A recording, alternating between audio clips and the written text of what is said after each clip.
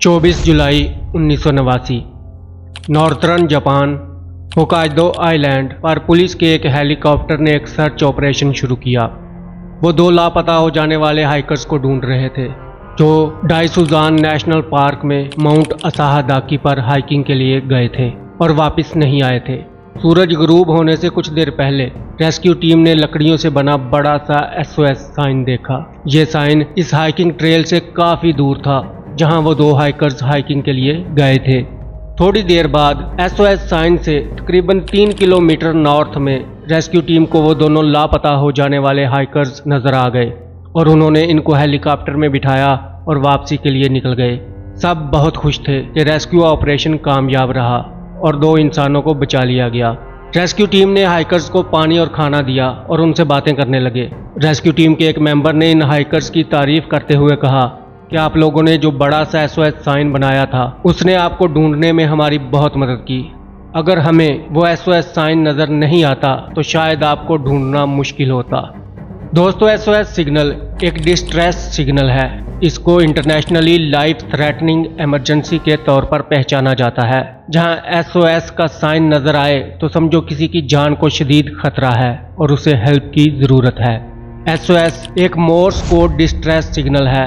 Morse code एक system है जो लेटर्स और नंबर्स की बजाय डॉट्स, डैशेस और स्पेसिस को यूज़ करता है कम्युनिकेट करने के लिए। यही कोड सिस्टम बहरी जहाज यूज़ करते हैं दूसरे जहाज़ों से कम्युनिकेट करने के लिए। दोनों हाइकर्स ने हैरानी से एक दूसरे की तरफ देखा और बोले, कौन सा SOS साइन? हमने तो कुछ नहीं बनाया। पुलिस वाले चौंक गए और उन्होंने कहा, अगर आप लोगों ने नहीं बनाया तो ज़रूर किसी और शख्स ने वो SOS साइन बनाया होगा और हो सकता है उसको भी मदद की ज़रूरत हो। अब वो सोच रहे थे कि कौन मुसीबत में हो सकता है और पता नहीं कितनी देर से वहाँ फंसा हुआ हो, क्योंकि पुलिस को आसपास से किसी और के गुम होने की कोई कंप्लेंट नहीं मिली थी। होकाइडो आइलैंड जापान का बहुत ही पॉपुलर हाइकिंग स्पॉट है और यहाँ बहुत से लोग हाइकिंग करने के लिए आते रहते हैं। उस वक्त तो पहले ही शाम हो चुकी थी तो हेलीकॉप्टर वापस बेस पर चला गया। अगले दिन 25 जुलाई 1989 की सुबह दोबारा सर्च शुरू की गई। इस बार हवाई ऑपरेशन की बजाय ज़मीन पर सर्च शुरू की गई, क्योंकि उन्हें SOS साइन की लोकेशन पता थी तो वो वहां पहुंच गए। SOS साइन असाहादाकी पहाड़ से 2.5 किलोमीटर की दूरी पर था। रेस्क्यू टीम ने लोकल पुलिस के साथ मिलकर इस एरिया के आसपास तलाश शुरू की और इस तलाश में जो कुछ मिला वो बहुत ही खौफनाक था। वहाँ हर तरफ इंसानी हड्डियाँ बिखरी हुई थीं और इन हड्डियों पर काटने के निशान थे, जैसे जंगली जानवरों ने इस इंसान को काट काट कर मौत के घाट उतार दिया हो। हड्डियों की हालत बता रही थी कि मरने वाला बहुत ही दर्दनाक मौत का शिकार हुआ था, मगर सालों पहले।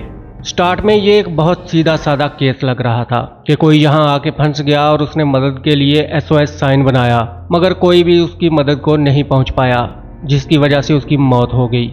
मिलने वाली हड्डियां इकट्ठी करके असाहिकावा मेडिकल यूनिवर्सिटी भेज दी गई। वहां हड्डियों को एग्जामिन किया गया और बताया कि हड्डियां एक 20 से 24 साल की फीमेल की है जिसका ब्लड ग्रुप O है और हड्डियां काफ़ी जगहों से फ्रैक्चर्ड थीं। इसके बाद पुलिस को SOS साइन से 300 फुट के फासले पर एक बैकपैक मिला जिसमें टूथपेस्ट, साबुन, टॉवल, एक प्लास्टिक कप और इसके अलावा एक टेप रिकॉर्डर और 4 कैसेट टेप्स भी मिली। ये बहुत ही अजीब था और इस पर यकीन करना थोड़ा मुश्किल था। SOS साइन माउंट असाहादाकी से 2.6 किलोमीटर साउथ की तरफ प्लेन ज़मीन पर बनाया गया था। SOS साइन को 19 बिर्च ट्रीज के तनों से बनाया गया था जो बहुत ही सफाई से एक ही साइज में कटे हुए थे। हर एक की लंबाई 16 फुट थी जो सफाई से किसी लकड़ी काटने वाले टूल से काटे गए थे, लेकिन यहाँ कोई टूल आसपास नहीं मिला था और पुलिस ये सोच रही थी कि कैसे एक अकेली औरत जिसकी हाइट 5.3 फुट हो फ्रैक्चर हुई हड्डियों के साथ इतना बड़ा SOS साइन बना सकती है। ये भी इम्कान था कि शायद उस औरत के साथ कोई और भी था और वो भी यहीं मर गया और उसकी कोई हड्डियां वगैरह नहीं मिल सकी। पुलिस डेस्परेटली कोई क्लू ढूंढ रही थी तो उन्होंने मिलने वाली 4 कैसेट टेप्स को सुनना शुरू किया। इनमें से 3 कैसेट टेप्स में जापान के मशहूर एनिमे टीवी शोज के थीम सॉन्ग्स थे, लेकिन एक कैसेट टेप की ऑडियो सुनकर पुलिस वाले हैरान रह गए। आवाज किसी मेल की थी और वो डरी हुई दर्दनाक आवाज में चीख रहा था, SOS, मेरी मदद करें, मैं पहाड़ पर नहीं चढ़ सकता। ये वो जगह है जहां मैं हेलीकॉप्टर से मिला था। सासा गहरी है और आप ऊपर नहीं जा सकते, मुझे यहाँ से उठाओ। उसकी बातों से लग रहा था कि वो यहाँ अकेला है, क्योंकि उसने अपने साथ किसी और के होने का कोई जिक्र नहीं किया था। मेडिकल एग्जामिनर के मुताबिक हड्डियाँ किसी फीमेल की थीं, मगर इस कैसेट टेप में रिकॉर्ड आवाज़ किसी मेल की थी। केस और उलझ गया था। पुलिस ने मेडिकल यूनिवर्सिटी से हड्डियों को दोबारा एग्जामिन करने की रिक्वेस्ट की, क्योंकि जो चीज़ें मिली थी वो किसी मेल की थी। तो यूनिवर्सिटी ने दोबारा एग्जामिन करने के बाद रिपोर्ट दी और अपनी गलती एडमिट की और कहा ये हड्डियां किसी मेल की हैं जिसका ब्लड टाइप A है। ये केस बहुत जल्दी मीडिया की नज़रों में आ गया और हर चैनल पर इसके बारे में बातें होने लगी और रिपोर्टर्स ने इन्वेस्टिगेशन के लिए इस जगह पर जाना शुरू कर दिया।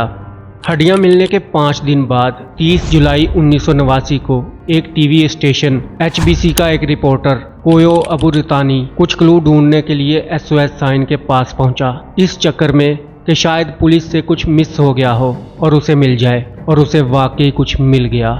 SOS साइन से 165 फुट नॉर्थ की तरफ एक दरख्त के खाली तने के अंदर एक बड़े से सुराख में पत्तों के अंदर कुछ चीजें पड़ी थीं। 2 कैमरास, एक नोटबुक और एक ड्राइविंग लाइसेंस जो किसी केंजी इवामुरा नाम के बंदे का था, जिसका एड्रेस यहाँ से 800 किलोमीटर दूर कोनान सिटी का था। ये बहुत बड़ी डिस्कवरी थी। अब सबको लग रहा था कि कैसेट में रिकॉर्ड आवाज़ हो सकता है इसी लड़के की हो। अब पुलिस के पास इन्वेस्टिगेट करने के लिए एक नाम था, केंजी इवामोरा। जब केंजी इवामोरा के बारे में उसके शहर से पता किया गया तो पता चला वो 10 जुलाई 1984 से मिसिंग था, जब वो यहाँ एक हाइकिंग ट्रिप पर आया था, और एक हफ्ते बाद जब वो अपने काम पर वापस नहीं पहुंचा तो उसे तलाश करने की कोशिश की गई थी। पुलिस ने अपना रिकॉर्ड चेक किया तो उन्हें 5 साल पहले 1984 में दर्ज की हुई केंजी इवामोरा की मिसिंग रिपोर्ट मिल गई। पुलिस ने उस वक्त उसे ढूंढने की कोशिश की थी, मगर उसका कोई निशान नहीं मिल सका था। अब ये पजल सॉल्व होती नजर आने लगी। पुलिस ने थ्योरी बनाई कि एक बंदा 5 साल पहले यहाँ गुम हुआ, उसने मदद के लिए बड़ा सा SOS साइन बनाया, कैसेट में SOS मैसेज रिकॉर्ड किया, तो जब उसे ढूंढने के लिए कोई नहीं पहुंचा तो वो एक दरख्त के तने में एक बड़ा सा सुराख देखकर उसमें छुपकर बैठ गया, और बाद में जंगली जानवरों ने उस पर हमला किया और मौत के घाट उतार दिया। फिर भी कुछ सवाल बाकी थे जिनके कोई जवाब नहीं थे कि कैसे एक्सट्रीम वेदर कंडीशंस में SOS साइन अपनी असली हालत में रहा, वो भी 5 साल तक। हैवी रेन, मिट्टी और दरख्तों के पत्ते वगैरह में दब क्यों नहीं गया। तो फिर जब केंजी इवामोरा के पेरेंट्स से रब्ता किया गया तो वो इन चीज़ों को तो पहचान गए कि ये उनके बेटे की थी, और उन्होंने ये भी बताया कि उनका बेटा एनिमे सॉन्ग्स का फैन था। मगर जब रिकॉर्डिंग में मौजूद आवाज़ उनको सुनाई गई तो वो आवाज़ नहीं पहचान रहे थे। वो यकीन से कुछ नहीं कह पा रहे थे कि ये आवाज़ उनके बेटे की है या नहीं। पुलिस ने 11 दिन बाद ये केस क्लोज कर दिया, ये कहते हुए कि उन्होंने मिसिंग पर्सन की एग्जैक्ट आइडेंटिटी ढूंढ ली है और इसके अलावा और कोई भी इंसान खतरे में नहीं है। इसका हरगिज़ ये मतलब नहीं था कि पुलिस के फाइनल कंक्लूजन से तमाम लोग सेटिस्फाइड थे। अभी बहुत से सवाल थे जिनके कोई जवाब नहीं मिले थे, और सबसे बड़ा सवाल ये था कि आखिर वो SOS साइन किसने बनाया। SOS के लेटर्स बड़े और भारी बिश ट्री की लकड़ी से बनाए गए थे। माहिरीन का अंदाज़ा था कि इतना बड़ा साइन बनाने के लिए बहुत मेहनत और कम से कम 2 दिन का वक्त लगा होगा, और ये बहुत मुश्किल है कि केंजी इवामोरा ने ये साइन बनाया हो। उसके ढांचे का पोस्टमार्टम करने पर यह पता चला कि मरने वाला काफ़ी कमज़ोर और दुबला पतला था, और वहाँ पर लकड़ियाँ काटने का कोई टूल भी नहीं मिला था। रिकॉर्डिंग में वो वाज़े तौर पर यह कह रहा था कि वो एक चट्टान पर फंसा हुआ है, जिसकी वजह से वो हरकत नहीं कर पा रहा। मिलने वाली हड्डियाँ टांग और ऊपरी हिस्से से टूटी हुई थी। अगर वो इतना जख्मी था तो नीचे कैसे चला गया, और कैसे उसने भारी लकड़ियों से SOS साइन बनाया। एक इम्कान ये भी था कि केंजी इवामोरा ने जख्मी होने से पहले निशान बनाया हो और बाद में पहाड़ पर चढ़ने की कोशिश की हो और जख्मी हो गया हो, मगर उसकी हड्डियां और टेप रिकॉर्डर नीचे SOS साइन के पास मिले थे। तो हकीकत में इस केस को आज भी अनसॉल्व्ड मिस्ट्री समझा जाता है। आपका इस SOS साइन इंसिडेंट के बारे में क्या ख्याल है? क्या आप कभी अकेले हाइकिंग ट्रिप पर गए हैं? नीचे कमेंट करके ज़रूर बताएं। मिलते हैं नेक्स्ट वीडियो में। Take care.